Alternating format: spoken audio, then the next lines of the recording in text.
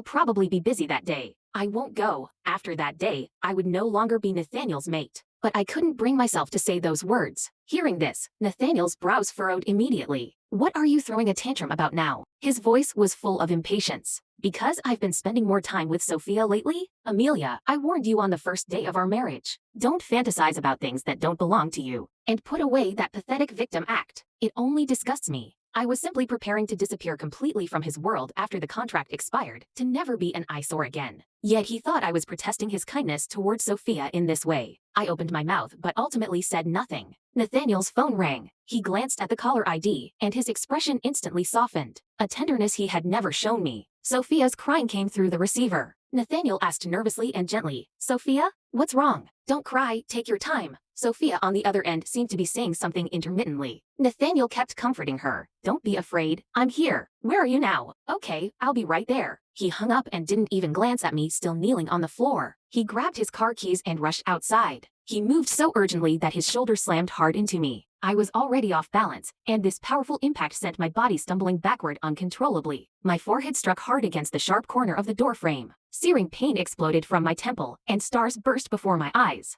But Nathaniel's figure had already disappeared outside the door. He rushed into the cold night without even a backward glance. The huge house instantly fell silent. I supported myself against the wall and slowly stood up. The pain at my temple made me dizzy. I walked to the mirror in the entryway and looked at the pale-faced woman in the reflection. I wore a blue floral dress, looking docile and harmless. But I wasn't always like this. I was my father's favorite child, inheriting his combat talents. I could shift at 16 and beat down those guys who drooled after me. I never imagined becoming someone's mate, bearing his children, managing a household. For 4 years, I had disguised myself as a weak, unthreatening woman, all to win Nathaniel's love. It was laughable, but I had to do it to maintain the alliance between our packs. I was an alpha's daughter. This was my duty. At least it would all end soon. It wasn't until late at night that my phone rang. It was Nathaniel. I answered. His voice came through, completely flat. "Come to the hospital." I instinctively asked, "What happened? Are you hurt?" "Come and you'll see." The call was mercilessly disconnected, leaving only the cold dial tone. Without thinking, I grabbed a coat and rushed out. The night wind was freezing. I drove at top speed all the way. What could have happened? Was it an accident with Sophia?